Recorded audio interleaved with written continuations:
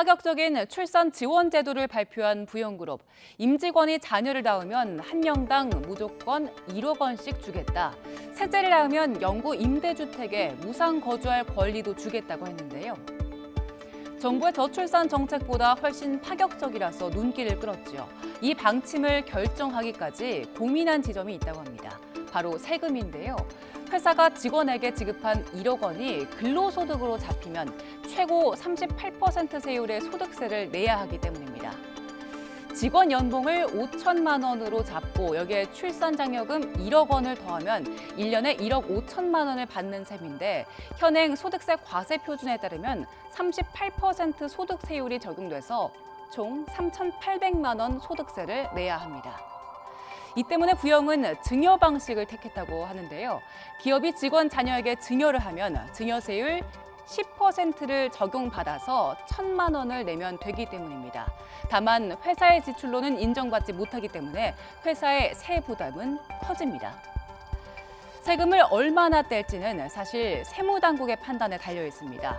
부영이 내건 출산 장려금을 근로소득으로 볼지 아니면 증여로 볼지 최종 확정된 건 아니기 때문입니다. 부영 이중근 회장은 이런 점에 대한 아쉬움을 표하면서 출산 장려금을 기부금으로 보고 세금을 면제해주는 출산 장려금 기부 면세 제도를 제안하기로 했습니다. 최근 연년생 낱말을 낳아 2억 원 지급 증서를 받은 한 부영 직원은 파격적인 지원 덕에 셋째도 생각해 볼 수 있을 것 같다, 이런 말을 남겼는데요. 부영의 파격적인 방침이 실질적으로 출생률을 끌어올릴 수 있을지, 또 다른 기업이나 정부 정책에도 영향을 미칠 수 있을지 시선이 쏠립니다. 국내 재계 서열 19위인 부영그룹이 저출생 문제 해결을 위해 출산 직원 자녀에 1억 원을 지급하는 파격적인 출산 장려책을 내놨습니다. 지난 2021년부터 소급 적용해 3년 전부터 태어난 직원 자녀들을 대상으로 70억 원을 지급하겠다고 밝혔고 셋째 출산 때는 영구 임대주택도 주는 등 파격적인 장려책이 화제입니다. 취재기자 연결해 자세한 내용 알아보겠습니다. 이승윤 기자. 네, 경제부입니다. 네, 현금성 정책이 한계가 있다는 전문가들 조언도 있지만 그럼에도 기업이 내놓은 장려책으로는 파격적인 대책이죠? 네, 그렇습니다. 부영그룹이 아이를 낳는 직원에게 신생아 한 명당 1억 원씩 격려금을 주기로 했습니다.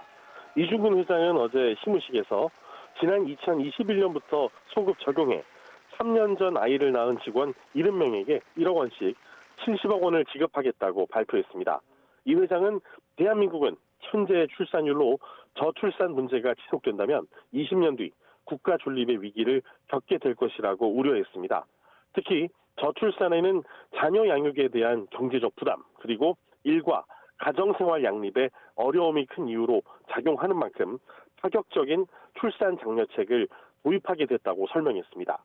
그래서 아이를 셋 낳은 임직원 가정에는 3억 원 혹은 임차인의 조세 부담과 유지보수 책임이 없는 국민주택 가운데 하나를 선택할 수 있게 하기로 했습니다. 다만 국민주택 지급을 위한 토지는 정부에서 제공해 줄 것을 요청했습니다. 이중근 회장의 말을 직접 들어보시죠. 대한민국의 회사다운 회사로서 출산 장려에 기여해서 인구에도 기여한 장래 국가 장래를 걱정하는 회사로 인정받았으면 좋겠습니다.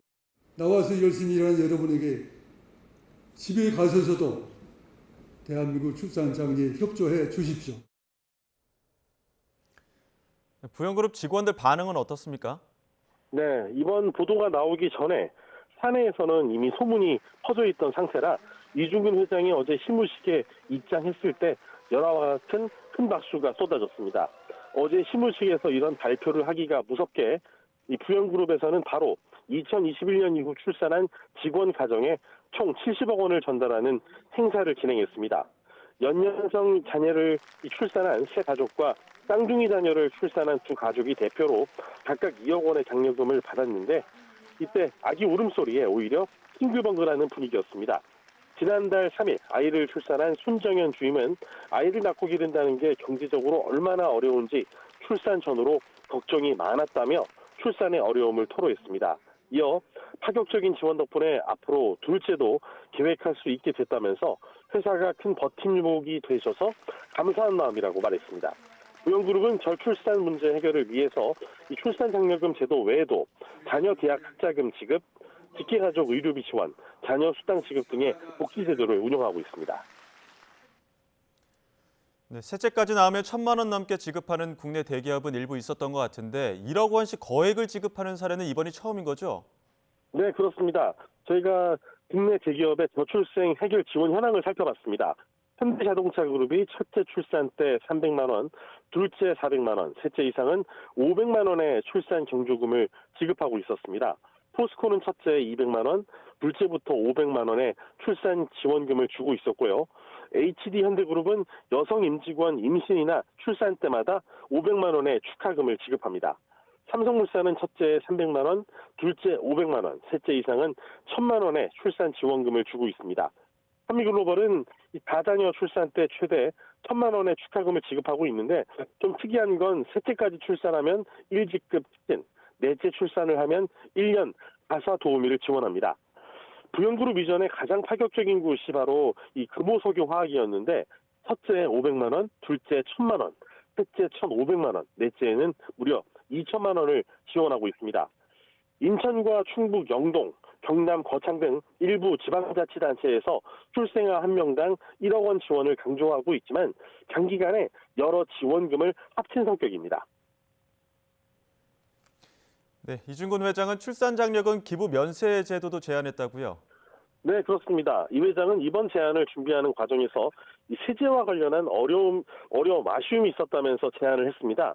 일단 이 저출생 위기 극복을 위해 2021년 이후 출생아 한 명당 1억 원 이내로 개인이나 법인이 기부할 수 있게 하자는 겁니다. 무엇보다 아기에게 주는 기부금에 대해서는 세금을 면제해서 아기에게 최대한 혜택이 가도록 하자고 제안했습니다. 또 개인이나 이 법인 기부 금액에 대해 이 소득 공제를 받게 하면 금모으기 운동 때처럼 자발적인 참여가 크게 늘 것이란 주장입니다. 네, 이 회장이 영구임대주택 공급 방안도 제안하지 않았습니까? 네, 그렇습니다. 아무래도 저출생 문제가 이 주거 문제와 연관이 돼 있다는 이유인데요. 50여 년 동안 임대주택 사업을 해온 이 회장은 영구임대주택 공급 방안이 대안이 될 수 있다고 제안했습니다.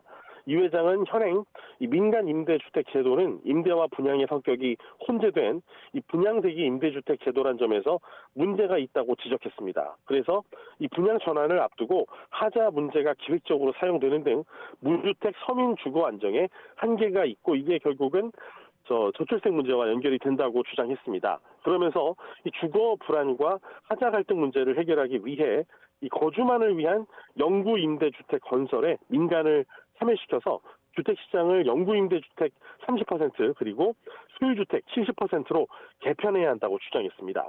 이 회장은 이렇게 될 경우에 부영그룹도 양질의 영구임대주택을 공급하고 무주택 서민의 실질적인 주거 안정에 기여하는 기업으로 변화를 추구할 것이라고 말했습니다. 이어 이 세계 시장의 사례들을 벤치마킹하고 주택관리 역량을 강화해 임대주택 전문관리 기업으로서 살만한 집의 대명사가 되는 회사로 정착하도록 하겠다고 밝혔습니다. 이런 영구임대주택에 거주하는 사람이 매달 부담해야 될 비용도 관심인데요. 부영그룹 측은 이에 대해서 앞으로 추가 연구를 거쳐 구체적인 월 부담 비용에 대해 입장을 밝히겠다고 설명했습니다. 지금까지 경제부에서 YTN 이승윤입니다. 출산율 하락의 큰 원인 중 하나로 경제적인 부담이 꼽힙니다. 특히 아이가 장성하는 시기가 정년과 맞물리는 까닭에 자녀가 많으면 퇴직 후가 부담된다는 겁니다. 이런 가운데 대전의 한 지자체가 자녀 2명 이상을 낳은 공무직 직원들을 정년 뒤에 재고용할 수 있도록 하는 파격적인 출산 장려 정책을 내놔 주목됩니다. 이상곤 기자입니다. 우리나라의 저출산 문제를 해결하기 위해 출산 장려금과 아동수당 지급 등 각종 정책이 추진되고 있습니다. 하지만 합계 출산율은 0.7명대까지 떨어져 세계 최저수준을 기록하고 있습니다. 원인 중 하나로는 부모의 정년퇴직으로 인한 경제적 부담이 꼽힙니다. 결혼 시기가 늦어지고 출산 연령대가 높아지면서 정작 아이를 키우는 상황에 소득이 끊기는 걸 걱정하기 때문입니다. 이에 대전 서구청이 구청 소속 공무직 직원들을 대상으로 출산 장려 정책을 추진하고 나섰습니다. 정책이 시행된 뒤 출산해 자녀가 2명 이상이 된 다자녀 부모는 만 60세에 퇴직해도 재계약을 통해 일을 더 할 수 있도록 한다는 내용입니다. 자녀가 2명이면 2년 더 같은 업무를 할 수 있고 자녀 수에 따라 최대 10년까지 계약을 연장할 수 있도록 했습니다. 정책 추진 전에 아이를 2명 이상 낳아 키우던 공무직 직원은 퇴직하는 해에 자녀가 미성년자일 경우 혜택을 받을 수 있습니다.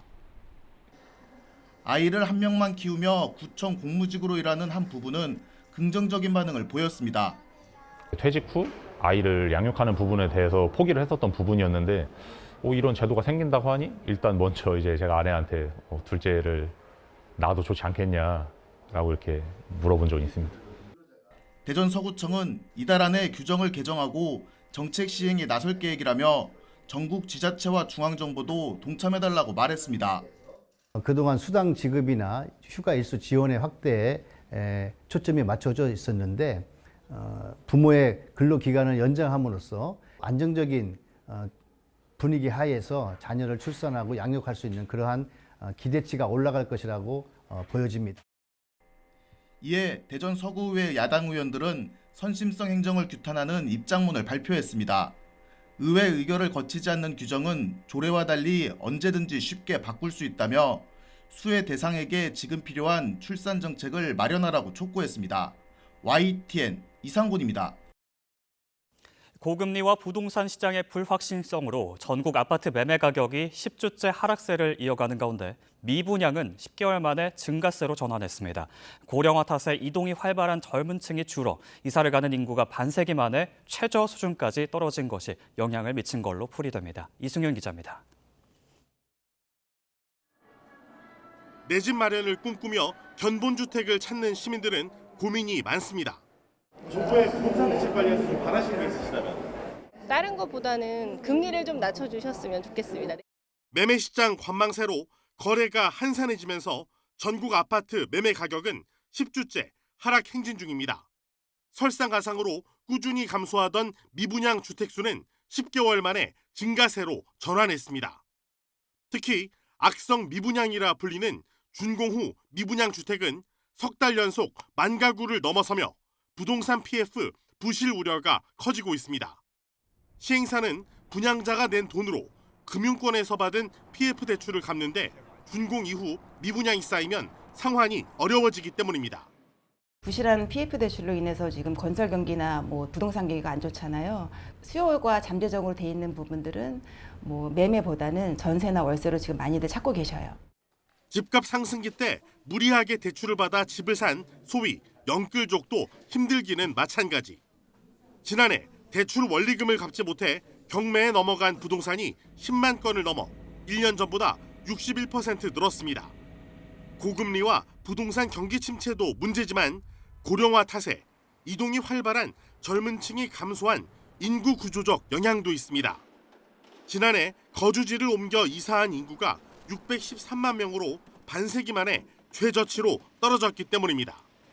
통계청은 저출산과 고령화 영향으로 20대 인구는 계속 줄고 고령 인구는 늘다 보니 이동 규모가 감소할 여지가 있다고 분석했습니다.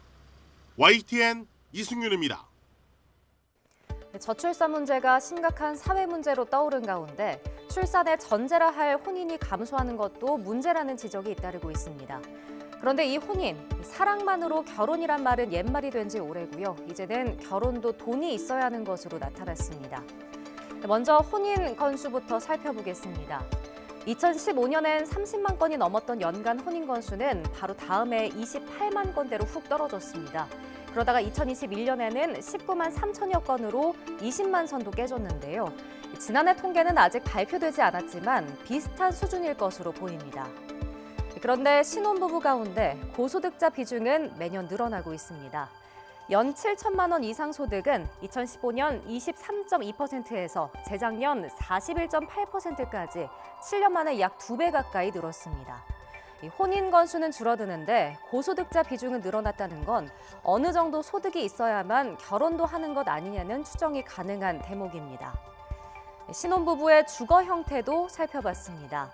1년차 신혼부부가 2015년에는 57% 정도만 아파트에서 신혼살림을 시작했는데 2022년에는 65.2%까지 껑충 뛰었습니다. 그 사이에 집값이 상당히 올랐는데도 아파트에서 신혼을 시작한 부부가 꾸준히 늘어난 겁니다. 반면 연립이나 다세대 주택에서 신혼을 시작한 부부는 그만큼 줄었겠죠. 특히 급여보다 부동산 가격이 빠르게 오르면서 애당초 내 집 마련 내지는 주거 안정이 가능한 계층만 결혼도 엄두를 내는 것 아니냐는 분석이 나오고 있습니다. 전문가들은 수도권 부동산 가격이 오르면 혼인 출산이 줄어드는 건 명확한 사실이라면서 이 문제를 해결하기 위해서는 정부가 신혼부부 주거 대책 마련에 좀 더 힘을 쏟아야 한다고 지적하고 있습니다.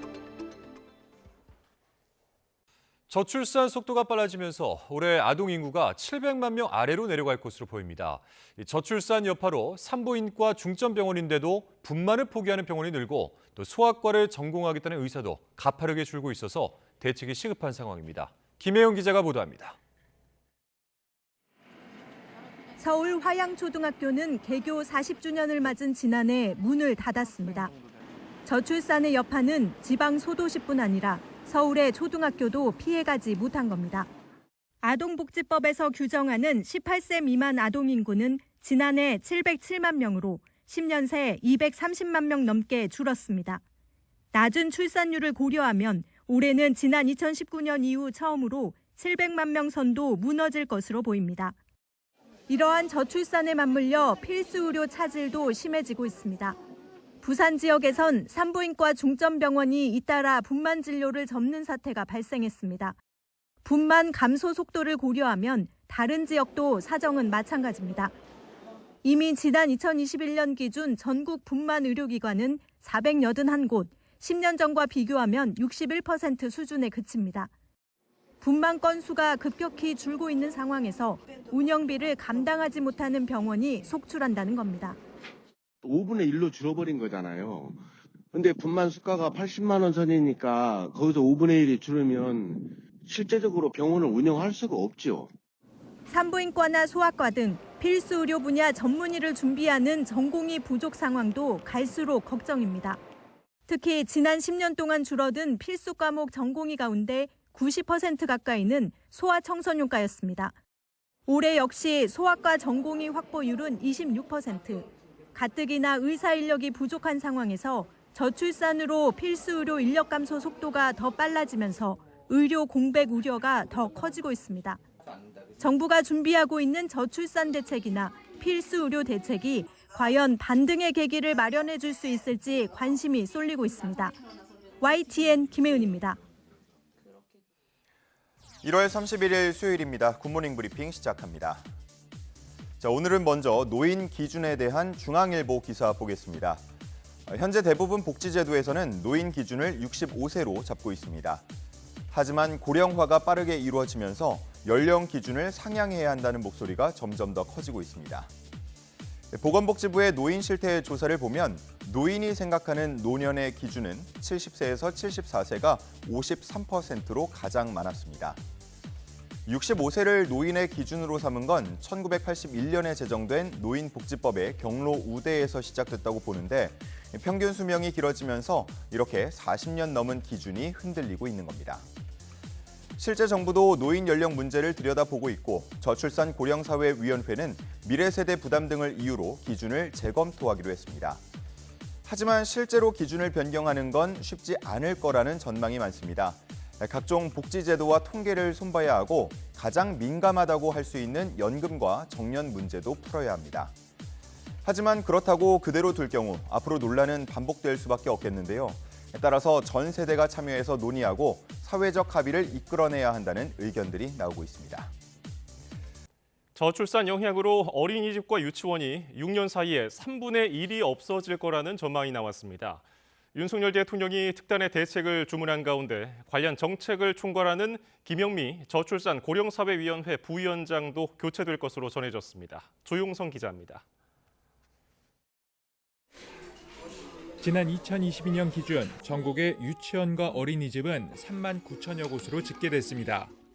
그런데 오는 2028년에는 2만 6천여 곳으로 6년 사이 3분의 1이나 감소할 것이라는 연구 결과가 나왔습니다. 물론 날로 심각해지는 저출산 때문입니다. 출산율은 2015년 이후로 한 번도 반등하지 못하고 떨어져 재작년에는 OECD 국가 평균의 절반 수준인 0.78명까지 떨어졌습니다. 지난해에는 0.7대도 무너졌을 것이라는 게 통계청 전망입니다. 정부는 저출산 문제의 심각성을 인식하고 지난해부터 대책 마련에 총력을 기울이고 있습니다. 해를 넘긴 대책 발표는 이번 달에도 발표하지 못하고 있습니다. 여러 이제 실증 연구들을 통해서 정책 평가를 수행을 해왔습니다. 대통령께서도 강조하신 것처럼 과학적 기반에 근거해서 좀 중장기 전략까지 포함해서 발표를 할 건데요. 지금까지 거론된 대책들이 심각한 저출산 상황을 타개할 정도로는 부족하다는 방증으로 해석됩니다. 그동안과는 다른 차원의 대책을 주문한 윤석열 대통령은 저출산 고령사회위원회 김영미 부위원장 교체까지 검토하는 것으로 전해졌습니다. 실무를 총괄 지휘하는 부위원장 교체라는 극약 처방으로 특단의 대책을 마련하겠다는 의지로 풀이됩니다.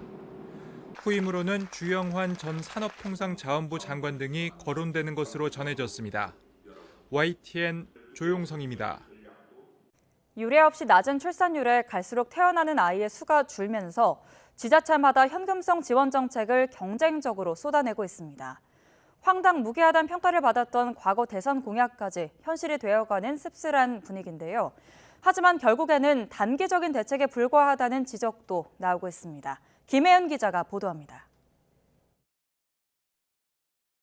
결혼하면 1억 원, 출산하면 1인당 5천만 원, 자녀가 10살 때까지 월 100만 원, 육아수당을 드리겠습니다. 17년 전부터 선거 때마다 꾸준히 등장했던 결혼수당 1억 원. 당시만 해도 황당하다는 반응을 얻은 이런 공약이 사실상 현실이 되고 있습니다. 인천에서 태어나는 모든 아이에게 18세까지 1억 원 이상을 지원하는 정책입니다. 허경영 후보가 예언자였다는 자주 섞인 말까지 나올 정도로 지금의 저출산 문제는 심각한 상황.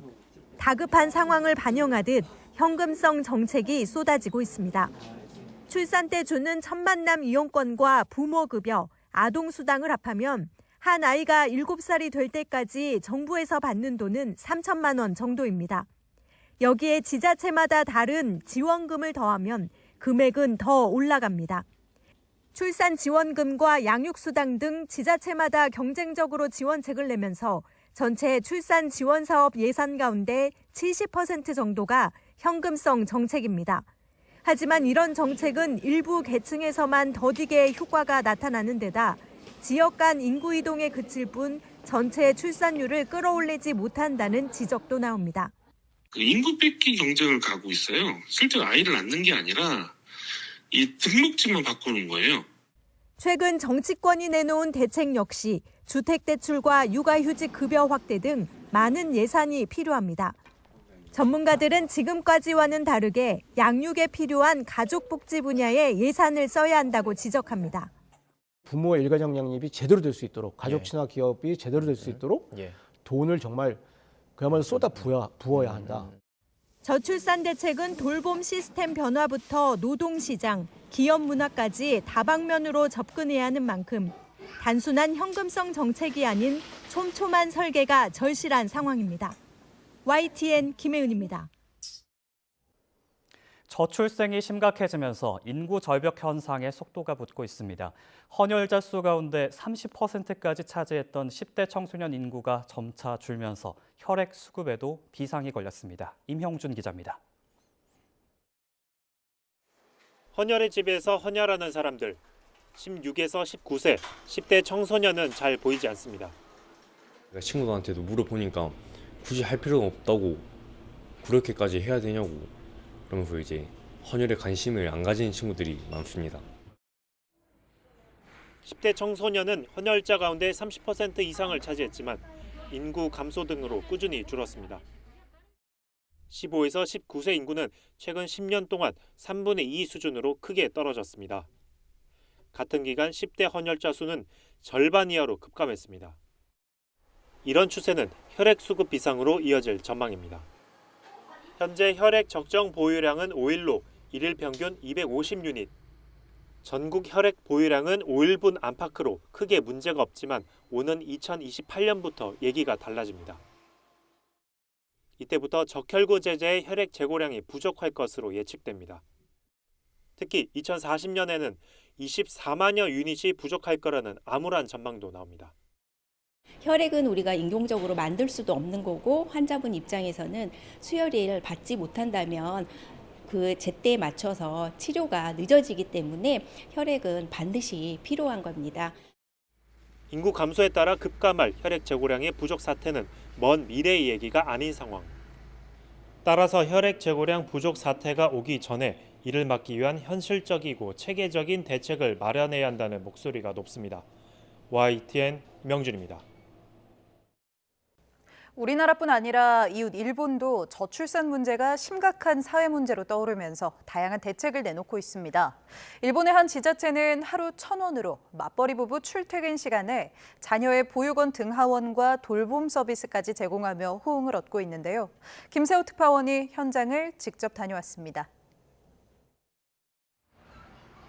보육원을 마친 어린이들이 전철역 바로 앞에 마련된 별도 시설에서 놀면서 부모들을 기다립니다. 송영 보육 스테이션이라고 불리는 곳인데 출퇴근 시간이 맞지 않아 아이를 직접 어린이집에 데려갈 수 없는 부모들을 위한 공간입니다.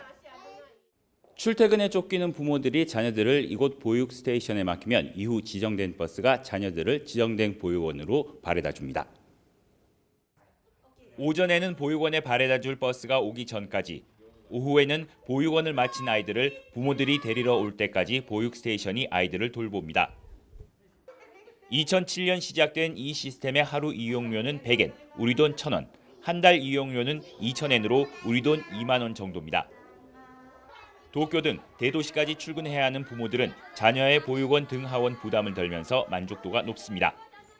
で送ってってで、そのままもう一回車を置いて電車に乗ったりとか、ここ知ってからは駅の近くなのですぐに送ってこれるのでよかったかなと思ってます。東京の都心とかで働かれてる人が多いのかなと思うんですけど、やっぱそういう人たちがどうしても電車で行って帰ってすぐ迎えに来れるっていうことで、その他の時間を確保できるようになるっていうのは。 나가라 야마시는 여기에 기존 보육원 수도 2010년 17곳에서 올해까지 100여 곳으로 늘렸고 보육교사에 매월 4만 3천엔의 별도 보조금과 집세 지원금 등 파격적인 지원도 아끼지 않았습니다. その保育士になり手が非常に全国的に足りなくて、流山市では報酬の加算処遇改善という給与を加算して 이 같은 노력으로 수도권의 맞벌이 세대가 몰렸고 2007년 15만 5천여 명이었던 인구는 지난해 21만 명까지 늘었습니다. 특히 인구 증가율은 2016년 2.49%로 전국 시 가운데 1위를 차지했고 이후 2021년까지 6년 동안 1위를 유지했습니다. 단순한 현금성 지원을 넘어서 지역과 상황에 맞는 정교한 배려와 맞춤형 지원은 우리나라의 저출산 대책에도 시사하는 바가 커 보입니다. 도쿄에서 YTN 김세호입니다. 네, 지금 영상으로 좀 보여드렸는데요. 우리나라 합계 출산율 0.7명대 수준으로 세계 최저 수준을 기록하고 있는데 이제 작년께 발표되면 0.6명대까지 떨어질 것이라는 전망이 나오고 있습니다. 전문가들은 한국의 인구 감소 수준이 거의 중세시대 흑사병 창궐 시기보다 심각하다며 경악할 정도입니다. 네, 정부도 매년 저출생 문제를 극복하겠다면서 여러 대책을 내놓고 있는데요. 그런데 이렇다 할 성과가 나오진 않고 있습니다. 올해는 좀 달라질까요? 대통령 직속 저출산 고령사회위원회 김영미 부위원장에게 윤석열 정부의 대책 자세하게 들어보겠습니다. 어서 오세요. 어서 오십시오. 안녕하세요. 안녕하세요. 네. 부위원장님이 이제 이쪽 분야의 전문가시잖아요. 네. 예, 학교에서도 공부도 하셨고 가르치시고. 근데 지금 우리나라 저출산 상황이 매우 심각한 상황이죠. 네. 어느 정도 심각한 상황입니까? 우리가 이제 OECD 국가들을 네. 선진국의 기준으로 많이 삼는데요. 이 국가들 중에 합계 출산율 1명 이하로 떨어진 국가가 없죠. 아. 예, 그리고 선진국들 OECD 국가의 이제 합계 출산율 평균이 한 1.5명에서 6명 그래요? 정도인데 그 예. 절반 정도 수준이고 예. 그리고 더 문제는 2015년 이후로 사실은 한 번도 반등하지 못하고 계속해서 떨어지고 있다라는 게 더 큰 문제입니다. 예. 저희도 뭐 저출생 관련된 문제도 굉장히 많이 보도를 해드렸는데 그 여러 가지 대책들도 내놨잖아요. 그런데 올해 저출산 종합 운영 계획안을 이제 수정 발표해서 다시 종합적으로 발표할 예정이라고 들었는데 이 계획은 언제쯤 저희가 알 수 있을까요? 저희가 작년에 3월에 대통령 모시고 저출산 고령사회위원회 회의를 개최해서 네. 정책의 명확한 목표 네. 그리고 핵심 정책과 핵심 과제들을 발표해서 이제 올해부터 시행이 될 예정입니다. 예. 그때는 이제 핵심적인 정책들 위주로 발표를 했다면 이번에 발표하게 될 그 재구조화, 그러니까 저희가 저출산 기본 계획이 2006년부터 5년 단위로 쭉 이제 수립이 됐는데요. 이게 지금 4차 기본 계획이 21년부터 25년까지로 지금 시행이 되고 있는 중입니다. 그래요? 지금 계획이 시행 중입니까? 2020년에 수립이 돼서 시행이 중인데요. 그동안 많은 비판을 받았던 것처럼 240여 개의 백화점식 사업 나열, 그리고 명확하지 않은 정책 목표, 그리고 엄밀한 어떤 정책 평가가 수반되지 않은, 그리고 예산 같은 경우에도 여러 이제 관련성 없는 것들이 포함되어 있어서 이것들을 선택 집중하고 또 추가적으로 1년 동안 저희가 지속적으로 간담회나 여러 이제 실증 연구들을 통해서 정책 평가를 수행을 해왔습니다. 대통령께서도 강조하신 것처럼 과학적 기반에 근거해서 좀 중장기 전략까지 포함해서 발표를 할 건데요. 시점은 사실 특정하기는 어렵지만 당초에 저희가 2월 말 3월 요 정도로 좀 계획을 하고 있는 상황입니다. 그렇군요. 네. 좀 어떤 대책이 발표될지 좀 궁금한데요. 지금 저출산 5대 핵심 과제를 저희가 짚어드렸는데 돌봄, 교육, 일, 가정, 양립, 주거 지원, 양육비 경감, 건강 다 중요하죠. 너무 중요하고 이걸 뒷받침할 수 있는 후속 대책, 탄탄한 촘촘한 대책이 나온다는 거 아닙니까? 어떤 대책을 준비하고 있는 거예요?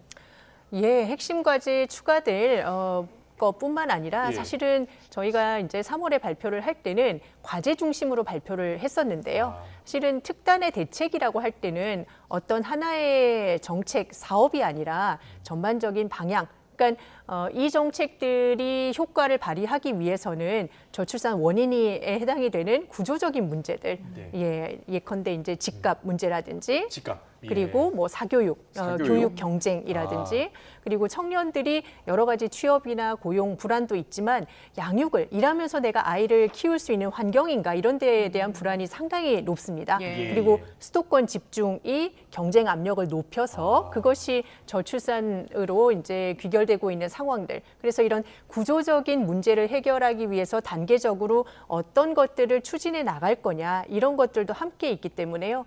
특단의 대책이라고 했을 때 하나의 정책 사업이라기보다는 전체적으로 우리 사회가 청년들의 경쟁 압력과 불안을 낮추기 위해서 어떤 노력을 해 나갈 거냐. 국가와 사회, 뭐 정부뿐만 아니라 전 사회 구성원들이 어떤 이제 노력을 해 나가야 되는지에 대한 그런 메시지를 담아서 발표를 할 예정이고요. 뭐 촘촘한 여러 가지 이제 정책들도 지금 검토 중입니다. 그 원인을 우리 청년들이 느끼는 뭐 경쟁에 대한 불안이나 압력으로 이제 봤다면 사실 말씀하신 것처럼 하나의 대책이 아니라 종합적으로 변화가 이루어져야 할 텐데 일단 가장 눈에 띄는 것 중에 하나가 현금성 지원이거든요. 이 부분 얘기를 해볼게요. 올해 부모급여 액수가 많이 올라서 사실 이제 체감하는 정도가 국민들 체감 정도가 높을 것 같아요. 올해 기준으로 출산을 하면 한 아이당 얼마씩 받을 수 있는 겁니까? 올해 첫째아 기준으로 한다면 지금 현재 제도들이 말씀하신 것처럼 부모급여가 0세, 1세 월 각각 100만 원, 50만 원씩 지급이 되고 있고요. 그리고 0세에서 7세까지 아동수당이 지급이 되고 그리고 태어나면 첫째 아이가 첫 만남 이용권이라고 해서 산후조리나 여러 가지 이제 그 뭐 임신 출산 관련된 이런 지원들로 해서 바우처 방식으로 200만 원 그리고 둘째 아이부터는 300만 원인데요. 그렇게 다 합치면 첫째 아이 기준으로 본다면 7세까지 2,960만 원 그리고 둘째는 이제 첫 만남 이용권이 더 높아지기 때문에 한 대략 3천만 원 정도 중앙정부가 7세까지 현금성 지원을 하는 거고요. 지자체에서 시행하고 있는 출산 장려금까지 포함한다면 사실은 뭐 4천, 5천 이렇게까지도 늘어날 수 있고 보육료 지원이나 서비스까지 포함한다면 그리고 육아휴직 급여나 이런 것까지 포함한다면 현금성 지원이 상당히 많은 수준으로 지금 지원이 되고 있다라고 말씀드릴 수 있습니다. 그렇습니까? 그러면 과거 정부와 비교하면 어느 정도 수준으로 늘린 겁니까? 이전에는 뭐 이제 아동수당이 사실은 이전 정부부터 시행이 되고 있었고 차이가 난다라고 한다면 부모급여가 상향이 됐다라는 것. 그 전에는 영아수당이라는 부모급여. 네네. 그런데 해외와 비교하면 좀 어떻습니까? 좀 파격적이다라는 생각이 들 정도는 아닌 것 같아요. 해외 같은 경우에도요, 현금 지원을 파격적으로 하는 국가들, 지금 현재 안정적으로 출산율을 유지하고 있는 선진국들은 파격적인 현금 지원은 없고요. 안정적인 아이들의 양육을 지원하는 아동수당이라든지 그리고 저소득층일수록 더 두텁게 그리고 다자녀일 경우에는 더 추가적인 지원을 하는 방식으로 굉장히 촘촘하게 설계가 되어 있습니다. 그렇군요. 그래서 일률적으로 현금을 파격적으로 지원하는 것은 글쎄요, 이것이 어느 정도 효과가 있는지 효과성에 대해서도 의문이고 해외 사례에서도 그렇게 그렇군요. 그 현금 지원이요. 근데 출산율을 높이는데 실질적으로 어느 정도가 효과가 있는지 이 부분에 대한 의문 갖는 분들도 많으시거든요. 맞습니다. 그래서 저희가 작년에 위원회에서 연구 용역으로 현금성 지원 정책의 효과성을 평가 분석한 바가 있는데요. 이 연구에 따르면 1,000만 원 정도까지는 체감할 수 있는 출산율을 높이는 효과가 있는데요. 이 금액이 총량이 1,000만 원을 넘어가면 한계 효과가 떨어진다. 그렇군요. 그래서 이 현금을 지원하면 받는 분들도 사실은 만족스럽고 그리고 어느 정도 효과가 있겠지만 비용을 쓰는 대비 효과성이 다른 서비스나 이런 지원 제도에 비해서 낮고 그 효과가 지속적이지 않다. 그래서 현금은 다른 뭐 그렇지 않습니까? 뭐 사교육이나 집값이나 독방 육아 문제가 풀리지 않고 그대로인데 돈을 준다고 애를 낳는 건 아니니까요. 그렇군요. 함께 가야 되는 거죠. 알겠습니다. 이 현금 지원과 함께 이제 육아 환경 지원, 그러니까 엄마 아빠들이 아이를 잘 키울 수 있도록 육아휴직을 좀 크게 늘려야 한다. 그리고 수당도 더 늘려야 하고 그 제도는 어떻게 지금 준비하고 있어요? 저희가 5가지 핵심 분야의 과제들을 뭐 제시를 했는데요. 그 중에서도 가장 1순위는 일하면서 아이를 키울 수 있는 이 제도를 개선하는 겁니다. 뭐 여러 이제 정책 효과를 보더라도 이 분야에 지원하는 것이 가장 그 가성비 효과성이 체감도도 높다라고 하고요. 청년들 대상으로 국민들 대상으로 인식 조사를 하거나 간담회를 할 때도 모든 청년들이 얘기하는 게 일관되게 얘기하는 게 이겁니다. 단기적인 현금 지원보다 우리가 원하는 것은 직접 아이를 키우면서 일할 수 있는 환경을 만들어 달라. 거기에는 육아휴직뿐만 아니라 유연근무나 재택근무나 이런 노동 시간이나 근무 형태 자체를 좀 자율적으로 유연하게 만드는 것을 포함하고 있습니다. 그래서 저희가 이번에 발표할 대책에는 육아휴직을 실제로 눈치 안 보고 쓸 수 있게 하는 여러 가지 제도 지원 방안, 그리고 유연근무나 단축근무, 그리고 재택근무를 활성화하기 위한 이걸 하나의 권리로 인정하게 만드는 권리를 넘어서 의무화하는 것은 어때요? 저희는 마음 같아서는 의무화하고 싶고요. 청년들이 의무화를 해주십시오라고 하는 것도 얼마나 지금 현재 이걸 눈치가 보여서 못 쓰고 있나라는 걸 또 반증하는 거기도 합니다. 근데 의무화라는 것은 사실 이거를 언제 어떻게 쓸 거냐에 따라서 휴직을 원하는 사람도 있고 유연근무나 재택근무를 원하는 사람도 있기 때문에 개인의 선택권을 제한하거나 그리고 쓰게 하고 싶지만 대체 인력이나 여러 가지 여건 때문에 사실은 어려운 중소기업의 현실을 고려할 때 무조건 강제하는 것보다는 신청을 좀 간소화한다든지 그리고 눈치 보고 쓰지 않게 만들기 위한 여러 제도적인 지원들, 특히 어려운 중소기업을 지원하거나 이런 방안에 좀 초점을 맞추고 있습니다. 단축근로는 어떻습니까? 요번에 저희가 작년에 3월에 발표할 때도 육아휴직보다 더 방점을 찍은 게 육아기 근로시간 단축입니다. 근로시간 단축이요? 그래서 최대 이제 초등학교 6학년까지는 근로시간을 부모가 단축할 수 있도록 하고요. 최대 이제 36개월까지. 그리고 급여가 깎이는 게 또 이제 여러 가지 못 쓰게 하는 요인들 중에 하나인데요. 그렇죠. 이제 뭐 하루에 2시간, 주당 10시간까지는 근로시간을 단축하더라도 임금을 100% 보전하는, 그리고 저희가 지금 추가 대책을 고민할 때 이 2시간을 좀 더 늘리는 방식을 검토를 하고 있고요. 그리고 육아기 근로시간을 쓸 때 대체 인력을 사실은 쓰기가 어려울 수도 있습니다. 휴직이 아니기 때문에. 그럴 경우에 다른 동료에게 업무 분담이 더 갈 수가 있겠죠. 그럴 경우에 업무 분담을 하는 동료들을 응원하는 수당이라고 하죠. 예, 이 수당도 이제 도입을 하겠다라고 발표한 바가 있습니다. 네. 지금 말씀해주신 여러 가지 제도들이 사실 이제 대기업 같은 경우에 여유가 있기 때문에 괜찮지만 중소기업이나 뭐 자영업자분들 이런 영세한 업체에선 사실 쉽지가 않잖아요. 네. 그 부분에 대한 대책은 지금 어떤 게 있습니까? 예, 저희가 이번에 이제 그 발표를 하게 될 대책에는 육아휴직 제도 개선은 어느 정도 우리가 선진국 수준으로 갖춰져 있다면 말씀하신 그 부분 격차, 중소기업 못 쓰는 것, 그리고 남성들이 제대로 쓰지 못하는 것, 요 두 가지에 초점을 맞춰서요. 남성들이 육아휴직이든 배우자 출산휴가든 유연근무, 재택근무를 더 적극적으로 쓸 수 있게 하는 요인, 그리고 특히 중소기업이 쓰게 하기 위해서는 그걸 쓰게 하는 걸 의무보다는 자발적으로 쓸 수 있도록 법인세 감면을 하는 것과 같은 혜택을 준다든지, 그리고 중소기업이나 중견기업 같은 경우에도 적극적으로 열심히 잘하고 있는 곳들이 있거든요.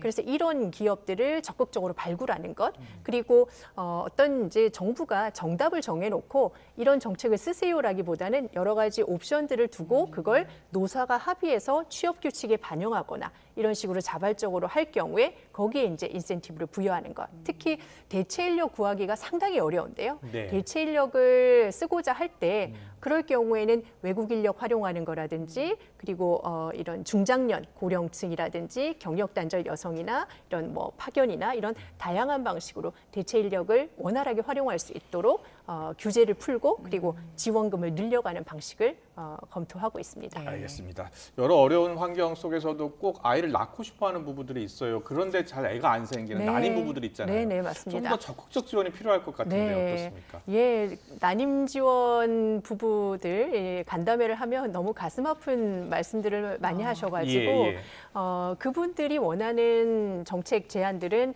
적극적으로 반영을 하려고 노력을 하고 있습니다. 그래서 올해부터 달라진 게요. 원래 이 난임 지원이 이제 지자체 사업으로 넘어가 있어가지고 지자체별로 이제 지원 수준, 어떤 곳은 소득 기준이 있고 어떤 곳은 없는 이런 편차가 컸는데요. 올해부터는 모든 지자체가 소득 기준을 폐지하고 모든 난임을 이제 원하는 시술비를 지원을 하기로 했습니다. 그리고 횟수 칸막이도 이제 폐지하고 또 횟수가 제한 또 이제 그 폐지하고. 칸막이가 있었는데요. 형태별로 그것도 폐지하고 더 확대하고, 그리고 이제 그 전에 사전에 본인의 이제 가입력을 검사받을 수 있도록 하는 비용까지도 지원을 하고 있고요. 그리고 최근에 특히 이제 20대 여성들 중심으로 난자 동결 사전에 이제 결혼하기 전 미혼 여성들도 이 부분에 관심이 많은데요. 그럴 경우에 요거는 좀 더 검토를 해봐야 되지만 일단 그 동결한 난자를 이후에 이제 그 출산할 때 쓸 때는 그 비용도 지원하는 걸 하고 있습니다. 사실 작년에 재작년이죠. 22년도에 24만 9천 명이 태어났습니다. 그런데 21년도 기준에서 건보공단 자료를 보면요, 난임 그 치료를 받고 있는 사람들의 숫자가 25만 명이 넘습니다. 무슨 의미죠, 그게? 아이가 한 해에 태어나는 게 25만 명이 안 되는데요.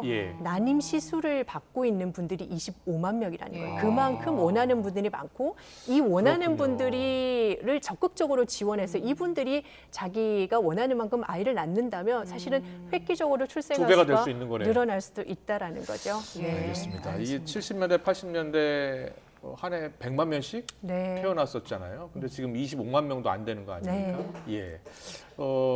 해외 벤치마킹하거나 모델을 삼고 있는 나라들이 좀 어떤 나라들이 있어요? 해외 물론 문화가 다르기 때문에. 문화가 다르기 때문에 뭐 정책 하나만 가지고 온다고 되는 건 아니지만 저희가 좀 눈여겨보고 있는 것은 저희하고 뭐 이렇게 서유럽이지만 좀 문화적으로 차이가 있긴 한데요.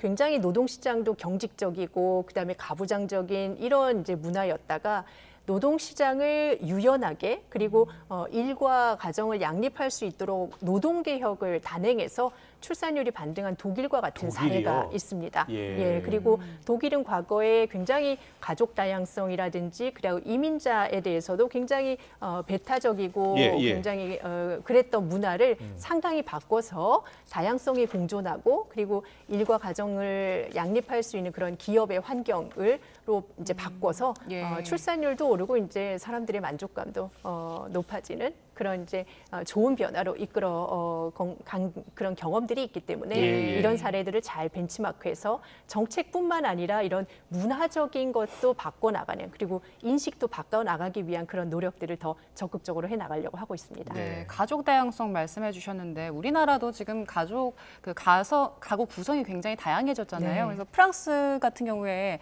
팍스라는 제도, 이 제도를 말씀하셨더라고요. 이게 굳이 가족이 아니어도 성인이 이제 같이 가족 공동체를 꾸리는 걸 얘기하는데 여기에 대해서 우리도 이런 가족 공동체에 대해서 좀 검토하고 있는 부분이 있습니까?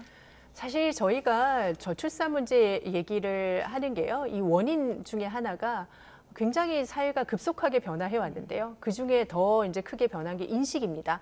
지금 기성세대가 생각하는 것과 20대, 30대 청년들의 인식이 특히 결혼이나 출산을 바라보는 인식이 너무나 다릅니다. 그래서 그 간극을 좁히는 것도 필요하고 실은 낳고자 하는 이 당사자들의 인식에 맞춰서 제도를 바꾸는 게 필요하거든요. 그렇게 봤을 때 22년도에 이제 통계청에서 조사한 청년 실태 조사를 보면요. 결혼에 대한 긍정 비율이 36%밖에 안 됩니다. 그런데 이게 이제 나는 뭐 누구도 만나지 않고 가족을 꾸리고 싶지 않아가 아니라 비혼 동거에 대한 긍정 비율이 81%고요. 그리고 심지어 비혼 출산에 대한 긍정 비율이 거의 40%에 가깝습니다. 그래요? 결혼보다 다 높네요. 그렇죠. 결혼이라는 제도나 형태, 그러니까 나 혼자 산다라는 이제 이런 이제 나 혼자 살고 싶어하는 그런 젊은이들의 어떤 인식이 문제야라고 기성세대는 얘기를 하지만 청년들은 나 혼자 살고 싶은 게 아니라 나로 살고 싶어합니다. 그렇군요. 결혼 제도 안에서 그리고 그러니까 일을 하면서 나라는 사람이 없어지는 거에 대해서 그리고 내가 나중에 일하고 일하다가 아이를 낳았을 때 내가 돌아갈 자리가 없는 거에 대한 불안이 큰 겁니다. 그걸 바꿔주기 위해서 일종의 이제 이 결혼 제도 같은 경우에도 지금의 이런 부계혈통 중심의 가족 결혼 제도가 우리 청년들에게 아이를 낳고 그다음에 가족을 형성하는 데 걸림돌이 되고 있다면 이걸 바꿔줄 필요가 있지 않을까라는 생각에서 이제 저희가 인식 조사도 한 거고요. 많은 분들이 우려를 하시는데 우리의 상황에 맞춰서 그럴 때 특히 우리 청년들이 변화된 인식에 좀 더 맞춰서 제도 변화가 이루어질 수 있도록 우리 기성세대가 함께 또 힘을 모아야 되지 않을까 그런 생각을 하고 있습니다. 우리 언론도 큰 역할을 해야 되고요.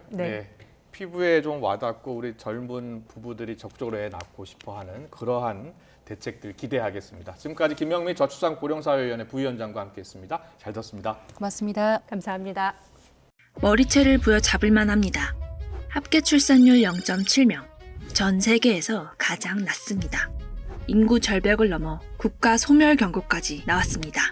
한간엔 이런 이야기가 떠돕니다. 인구가 줄어든 덕분에 아파트는 이제 재미없을 거예요. 사려는 사람이 없으니 집값이 떨어질 거란 얘긴데 과연 그럴까요? 인구 소멸 1호 국가가 될지 모를 대한민국. 합계 출산율 0.6명대 진입을 눈앞에 두고 있습니다. OECD 국가들의 출산율 중 가장 낮은 수준입니다. 단순히 출산율만 낮은 게 아닙니다. 고령화도 문제입니다. 국민연금. 내는 사람은 줄어드는데 받는 사람은 늘어납니다. 어린이집이 요양원으로 바뀌고 결혼식장이 장례식장으로 바뀌는 웃지 못할 상황. 1990년대까지만 해도 20, 30대 청년이 가장 많았지만 지금은 50대 이상 인구가 전체의 절반을 차지합니다. 2043년에는 70대가 가장 많은 역피라미드 형태로 바뀔 가능성이 높습니다. 역피라미드 구조가 된다는 건 인구 감소 속도가 더 빨라진다는 걸 뜻합니다. 출생아 수가 줄어든 상태에서 사망자 수가 급격히 늘어나기 때문인데 이미 우리나라 인구는 4년째 자연 감소하고 있고 지난 6월에는 감소폭이 역대 최대치를 기록했습니다. 인구 감소는 경제에 직격탄을 줍니다. 경제 활동 인구 감소로 생산도, 소비도 줄어서 그렇습니다. 당연히 주택 구매층도 줄겠죠. 돈 벌어 집 사려는 사람이 적어지니 당연히 집값이 떨어지지 않겠냐는 예측이 나옵니다. 그럴 법하지만 결론부터 말하면 우리나라에선 그렇지 않다입니다. 여기서 우린 인구수가 아닌 가구수를 볼 필요가 있습니다. 전체 인구는 줄지만 1인 가구는 늘고 있습니다. 실제로 2022년 기준 1인 가구 비율은 34%에 육박했습니다. 1인 가구 증가로 주택 수요도 늘었습니다. 인구가 줄어드는 만큼 부동산 수요도 감소할 거란 예측, 보기 좋게 틀린 겁니다. 혼자 사니까 원룸이면 충분하다? 이것도 다 옛말입니다. 나 혼자 행복하게 살려는 사람들이 늘면서 경제력 있는 1인 가구의 10에서 20평대 선호도도 매우 높아졌습니다. 좁은 땅덩어리에서 수도권 집중은 피할 수 없어 보입니다. 좋은 학군과 일자리가 몰려있기 때문인데요. 인구 유입이 끊이지 않는 수도권에선 좀처럼 집값이 떨어지지 않습니다. 그래서 너도 나도 똑똑한 한 채를 구매하려 안간힘을 쓰죠. 수도권 부동산, 살 곳이 아닌 좋은 투자처가 된 지 이미 오래입니다. 이런 식이라면 될 곳은 되고 안 될 곳은 더 안 되는, 수요 없는 지방의 부동산은 폭락하고 수도권 집값은 끝없이 오르는 양극화가 점점 더 심해질 것 같은데요. 꼭 그런 것도 아닙니다. 인구가 감소하는 지방이라고 해서 무조건 집값이 떨어지는 건 아니라는 뜻입니다. 지방이라도 좋은 일자리와 학군이 밀집돼 있거나 선호도가 높은 이른바 브랜드 아파트는 오히려 가격이 오르는 추세를 보이고 있습니다. 지방으로 유입되는 외국인 수가 점점 느는 것도 가격 방어 요인이 됩니다. 이래서 오르고 저래서 오르는 집값. 청년들이 결혼을 망설이는 큰 이유입니다. 통계청 조사에 따르면 34% 정도의 청년들이 결혼을 하지 않는 이유로 자금 부족을 꼽았습니다. 결혼을 한다고 해도 경제적 부담 때문에 아이를 낳지 않으니 인구수는 점점 감소합니다. 물론 집값 때문에 아이를 낳지 않는다고 단정 지을 순 없습니다. 하지만 넘사벽 집값이 출산율에 영향을 미치고 있는 건 분명해 보입니다. 정부는 결혼과 출산을 장려하려고 신혼부부에게 각종 혜택을 줍니다. 임대주택을 짓고 금융 혜택을 늘립니다. 하지만 효과를 본 적은 거의 없습니다. 실제로 정부는 2009년부터 2019년까지 매년 평균 신혼부부 임대주택 17,000호를 내놨지만 계약 물량은 51%에 그쳤습니다. 너무 좁거나 지역이 마음에 안 든다는 게 가장 큰 이유였습니다. 인구는 줄어드는데 집값은 잡히지 않는 상황. 일본을 떠올리게 합니다. 1990년대 일본 경제는 부동산 버블 붕괴와 함께 무너졌고 저출산에 따른 인구 감소까지 맞물리며 장기 불황의 터널로 진입했습니다. 일본의 부양비, 지난 30년 동안 43%에서 66%로 늘었습니다. 생산 가능 인구 100명이 66명의 노인과 어린이를 먹여 살려야 한다는 뜻입니다. 일본의 급증한 부양비는 아직도 경제 회복의 발목을 잡고 있습니다. 우리나라는 어떨까요? 지금은 41% 정도로 양호합니다. 하지만 조금만 앞을 내다보면 절망적입니다. 앞으로 27년 동안 계속 악화해 2050년 부양비는 무려 90%까지 치솟게 됩니다. 부양비 90%. 어떤 시대에도 없었던 전례 없는 수치입니다. 극단적인 역피라미드 인구 구조가 개선되지 않는다면, 결혼과 출산을 망설이게 하는 집값을 잡지 못한다면 일본의 잃어버린 30년, 남일이 아닐 수도 있습니다.